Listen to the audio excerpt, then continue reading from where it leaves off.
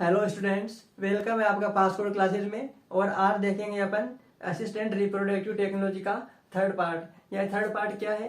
Third part रहेगा अपना artificial insemination. इससे पहले अपन दो पार्ट कर चुके हैं, इन विट्रो फर्टिलाइजेशन और embryo transfer technique. Third part होगा आर्टिफिशियल इंसेमिनेशन। आर्टिफिशियल इंसेमिनेशन में क्या करते हैं?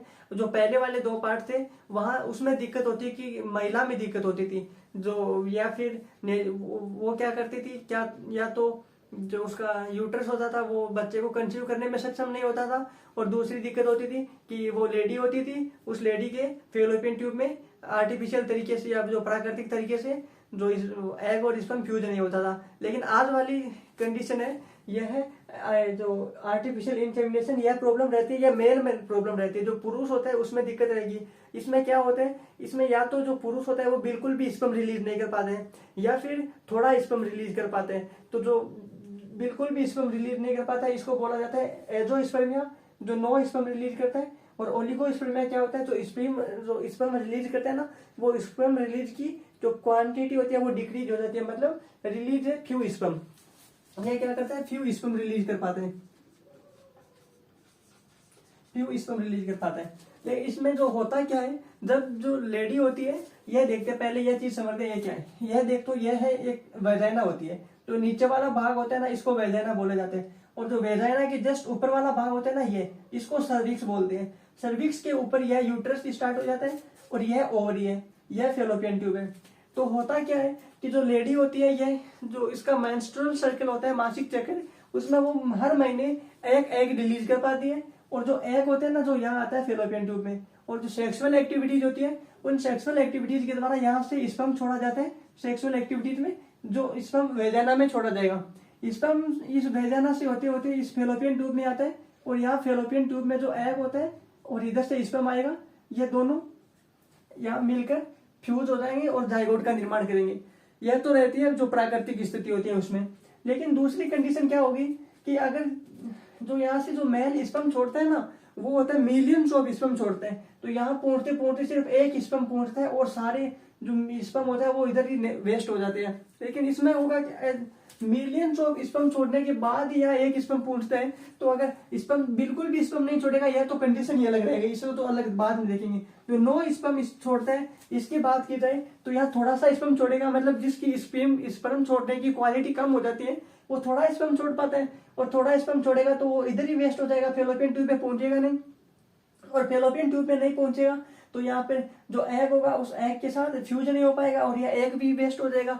तो जो दंपति प्राकृतिक तरीके से जो पेरेंट्स बनने चाहते हैं, मम्मी पापा बनने चाहते हैं, वो इस तरीके से तो हो ही नहीं पाएगा, जो प्राकृतिक जो नेचुरल सेक्सुअल एक्टिविटीज के द्वारा। तो इसमें क्या करते हैं, जो पहला एक कंडीशन होती है इंट्रा सर्वाइकल इंसेमिनेशन। इंसेमिनेशन का मतलब होता है अंदर छोड़ना, और इंट्रा का मतलब अंदर, और सर्वाइकल का मतलब यह सर्वाइकल इस जो वेजाइना की जस्ट ऊपर वाला पार्ट होता है ना, यही है, इसको सर्वाइकल बोला जाता है। तो इसमें क्या होगा कि अपन जो पुरुष होगा उसका स्पर्म लेंगे, स्पर्म निकाल के, और इस जो यह है ना सर्वाइकल, यहाँ स्पर्म छोड़ देंगे। जब अपन ने पहले कंडीशन थी जो प्राकृतिक सेक्सुअल एक्टिविटीज के द्वारा स्पर्म छोड़ेंगे तो वेजाइना में जो यहाँ पहुंच नहीं पाएगा, तो फिर अपन दूसरा तरीका अपनाएंगे, जो सर्विक्स होता है वहां स्पर्म छोड़ेंगे, और सर्विक्स में स्पर्म छोड़ेंगे तो वो यहाँ जाकर इस जो एग आएगा इधर ओवरी से, इन दोनों मिलकर यहाँ फ्यूज कर लेंगे। फ्यूज होकर जाइगोट बनेगा, जाइगोट से एम्ब्रियो, फिर एम्ब्रियो इस जो वेजाइना ये यूट्रस होगा, इस यूट्रस के अंदर एम्ब्रियो 9 महीने तक विकास करके बच्चे का निर्माण होता है। लेकिन यह पहली कंडीशन होगी इंट्रा सर्वाइकल। इसमें अगर स्पर्म को यहाँ छोड़ेंगे तो यह जो वेजाइना के जस्ट ऊपर वाले पार्ट में सर्विक्स में, तो यह होते हैं इंट्रा सर्वाइकल कंडीशन। लेकिन पहली कंडीशन होगी। लेकिन अगर यह जो इंट्रा सर्वाइकल में छोड़ने के बाद ही अगर जो यहाँ एग तक स्पर्म नहीं पहुंच पाते हैं और फ्यूज नहीं होते हैं, तो अपन दूसरा तरीका अपनाते हैं, वो होता है इंट्रा यूटेरियन।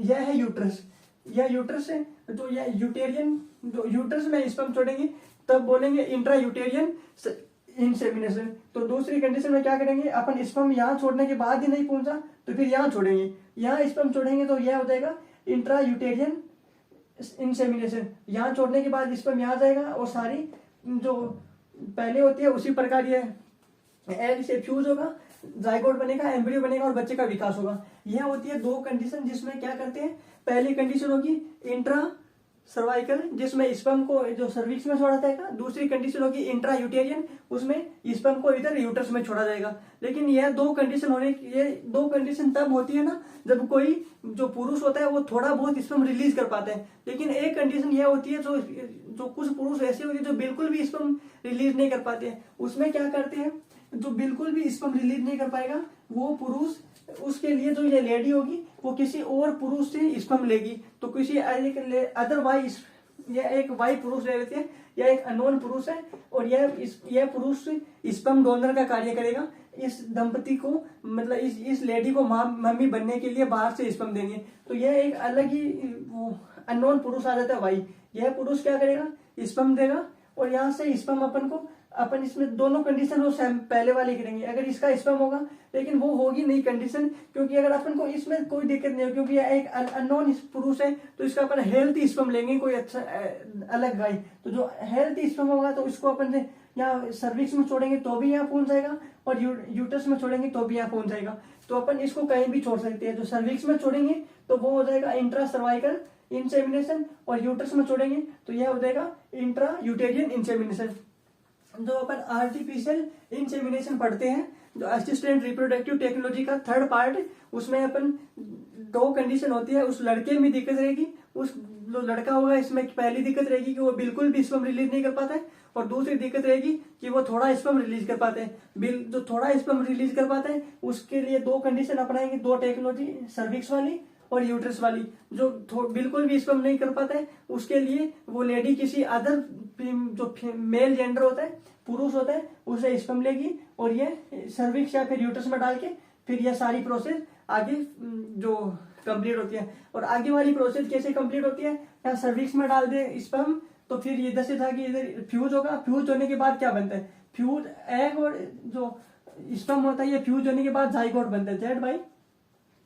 और जाइगोट बनने के बाद क्या बनता है, एम्ब्रियो। और एम्ब्रियो बनने के बाद इधर यूट्रस में आ जाता है और इधर 9 महीने तक बच्चे का विकास होता है। तो यह हो गया अपना आर्टिफिशियल इंसेमिनेशन। अब जो आर्टिफिशियल इंसेमिनेशन के बाद अपन नेक्स्ट दो टेक्नोलॉजी और होती है, उसमें जो 4 नंबर पढ़ेंगे गिफ्ट वाली और 5 नंबर पढ़ेंगे सरोगेसी। तो आज के लिए इतना ही, बाकी मिलते हैं नेक्स्ट वीडियो में। Thank you so much.